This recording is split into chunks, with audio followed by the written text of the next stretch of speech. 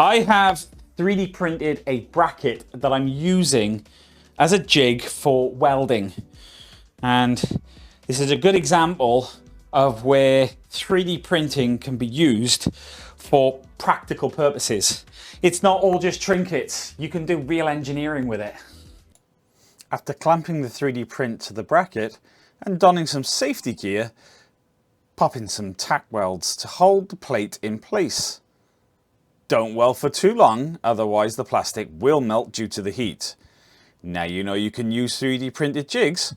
What are you going to make today?